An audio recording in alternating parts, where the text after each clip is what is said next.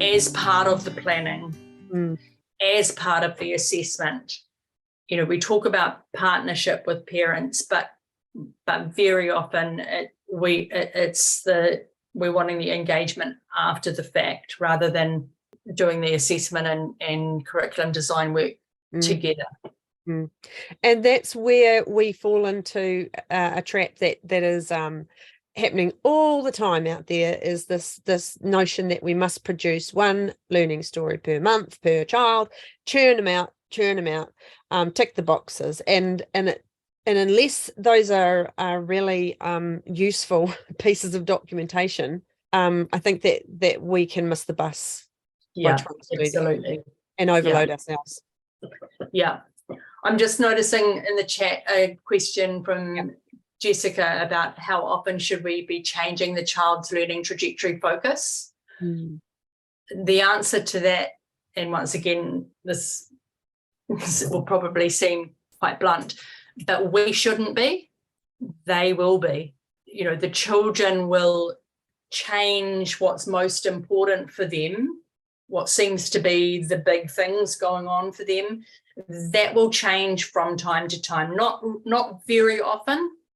If we think that their interests are changing more than once every month or two, then we probably haven't seen it holistically enough, big enough. We're looking too minute. But a child's attention and focus will morph over time. And so when whatever we're focusing on, the learning outcomes and those trajectories that we've been documenting and planning for are no longer the most important thing, that's the time to change them. It like you said, morph is a good word. It kind of evolves, doesn't it? Our documentation and what we're noticing, recognizing about children, where we might start noticing and writing and documenting about one particular or a few learning outcomes, perhaps, or that are all together, that go well together in a learning project, that are naturally together, right?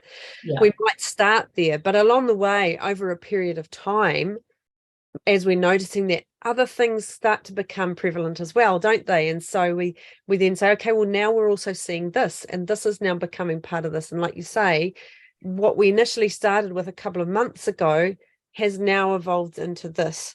Yeah.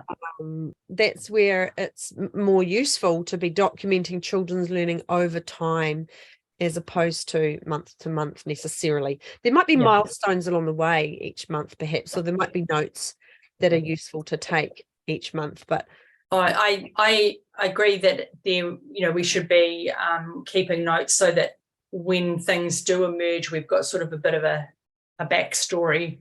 Yeah. Well, you forget what's you're coming. documenting for a lot of children too, so you do forget. Yeah. And I don't know, the thing about a learning story per child per month, I know that lots of people do it, and I know that there's some good reasons why in terms of accountability, but children don't learn in months. People don't learn in months. It's like, I think we need to find ways to make the journey of learning visible in a much more authentic, not in boxes sort of a way.